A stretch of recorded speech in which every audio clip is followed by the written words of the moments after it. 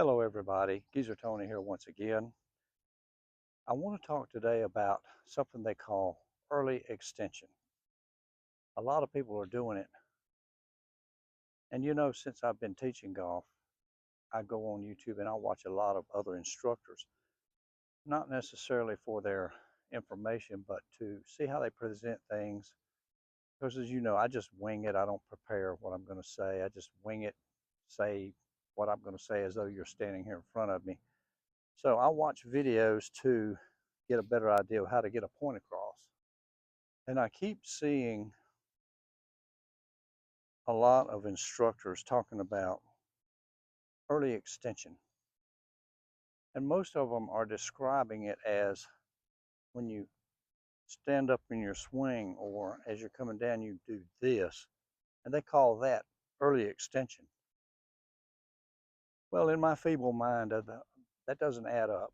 If it's early, if it's early, when do we need to do that? Later? I don't think we need to do this anytime, at any point. So I wouldn't call that early extension. I would call it a result of early extension. The early extension in my mind is related to full extension, which is when you're on your downswing and you're releasing your angle. Most people will release it way out here. Now you have a straight line. You've lost all your wrist cock and you're fully extended. I call that full extension. So what happens when you do that and you're bent over and you swing and you're fully extended right here? Your mind says, whoa, if I keep going, we're going to hit the ground way behind the ball. Let's make some room. And it has you stand up. Other people do what they call early extension or stand up very early. And they're doing it to try to create speed, which you don't need up here anyway. But they're doing it to try to create speed with their club head. So how do we not do that? It's very simple. We learn to retain that angle and we learn to turn our body so that we don't need to stand up and make space. So it's going to be more like this, and I'll give you a down the line view in a second, but it's going to be more like as we're coming in, I'm going to exaggerate the angle because none of us really have this much angle here. Usually it's more like this, and we have to be relaxed. We have to be relaxed so that the angle can release at the proper time. We don't time it. We don't think about it. It just happens because we're relaxed, and as a result of our body turning and centrifugal force and some other forces, the club comes through as it should, where it should. It's almost a miracle. So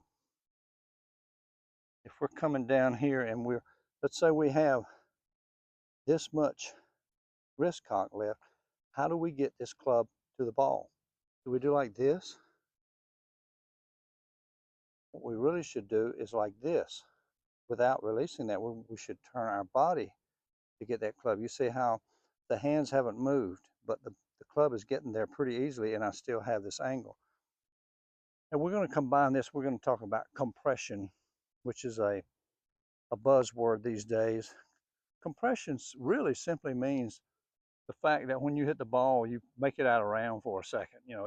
The impact pushes on the ball and compresses it a little bit. So no, you don't have to compress it against the ground. You compress it against your club face. You just have better compression when that club is leaning forward. So we can combine compression and early extension or curing early extension into the same cure here. So I'm going to show you a down the line shot of this. So we go back, we turn early, we retain all our wrist cock. As we're coming down, it's starting to release, and we're continuing to turn the body, and we make impact turned like this. We don't make impact like this. When you're fully extended, if you fully extended, you would hit the ground way back here.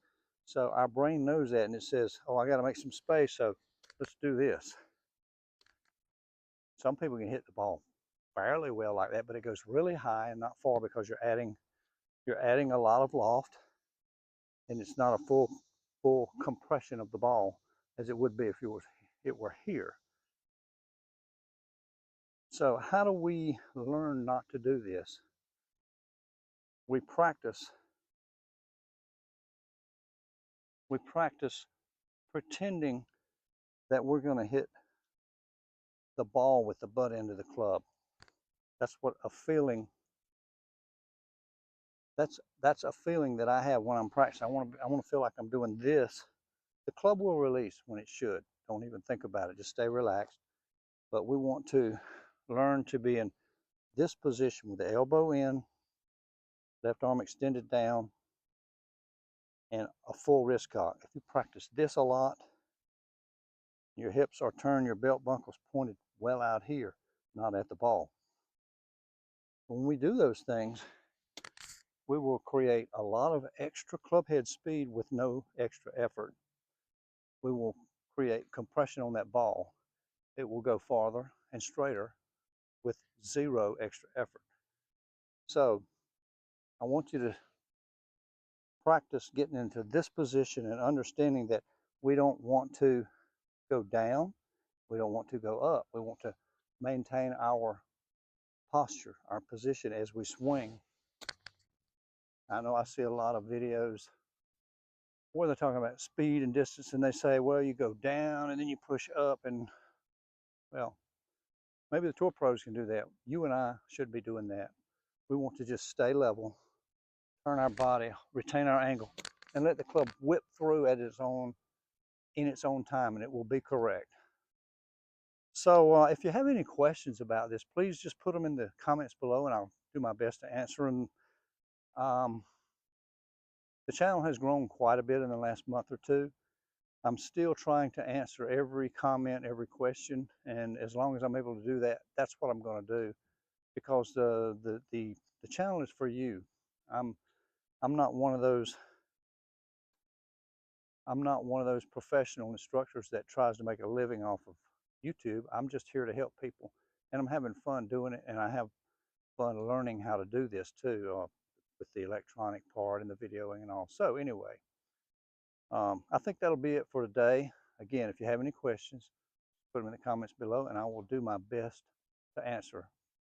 So again, for now, this is Geezer Tony signing off till next time.